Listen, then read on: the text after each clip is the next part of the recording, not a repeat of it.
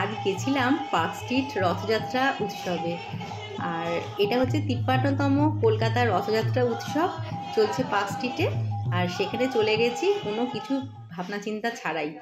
দারুণ লেগেছে আজকে রথযাত্রা উৎসবে। জয় জগন্নাথ। আর জগন্নাথ দেবকে ফুলের সজ্জা সাজিয়েছে, আর রথগুলো দারুণভাবে মাঝখানে রয়েছে, একেবারে মাঠের মাঝে।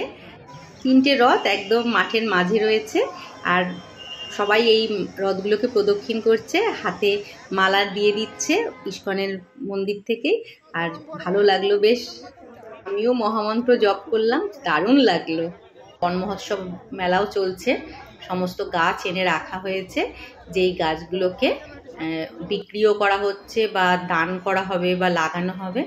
আর দেখুন বলরাম, সুভদ্রা মহারানী আর জগন্নাথের কি সুন্দর সজ্জা, আর জুঁই ফুলের গন্ধে পুরো মন মাতোয়ারা হয়ে যাচ্ছে।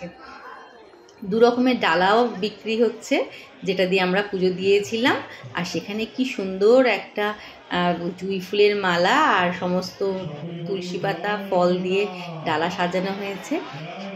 ভালো করে আমরা পুজো দিলাম, জয় জগন্নাথ দর্শন করলাম, আর মনটা একদম প্রফুল্ল হয়ে গেছে। প্রচণ্ড আনন্দ হয়েছে, ফাঁকা ফাঁকাও ছিল, বিশেষ ভিড় ছিল না। এখানে হচ্ছিল সমস্ত দেবতা, মানে চৈতন্য মহাপ্রভু, রাধাকৃষ্ণ, দশাবতার ছিল। আর এখানে দশাবতারের সম্পর্কে অনেক প্রভুজিরা মতামত দিচ্ছিল, প্রভুজিরা অনেক কিছু জানাচ্ছিল, সেখানেও কিছুক্ষণ দাঁড়িয়ে দাঁড়িয়ে শুনলাম। আর এখানে একটা কুইজ কন্টেস্ট হচ্ছিল, তা সেই কুইজ কন্টেস্টে আবার পার্টিসিপেট করলাম। আবার সেখানে আমি 5 আউট অফ 5ও পেলাম। সবকটা প্রশ্নের উত্তর দিতে পেরে খুব ভালো লাগছিল। তো মাতাজিদের সাথে কথা বললাম এবং ওনারাও বললেন বাহ, বেশ ভালোই করেছেন। আর দেখুন কি সুন্দর সাজিয়েছে, অপূর্ব লাগছিল। আজকে বিকেলটা দুর্দান্ত কাটলো।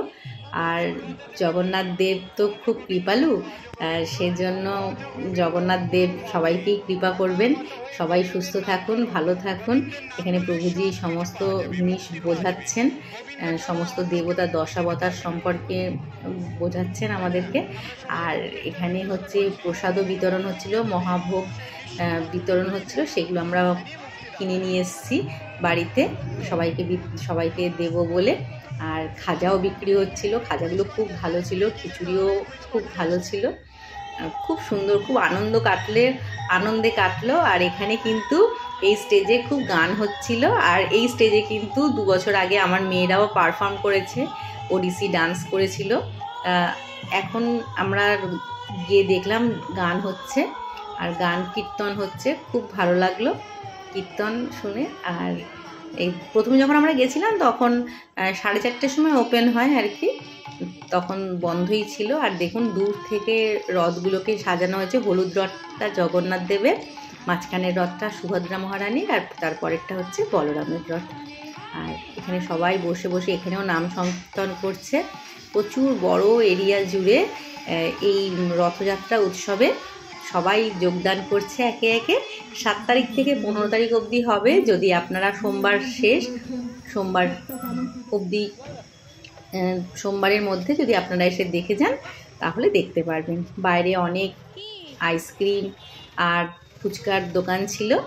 আর এখান থেকে আমরা ক্যাব বুক করে বাড়ি ফিরে আসলাম। আর খুব সুন্দর কাটলো আজকের এই দিনটা। তা সামনের বছর আবার নিশ্চয়ই আসবো।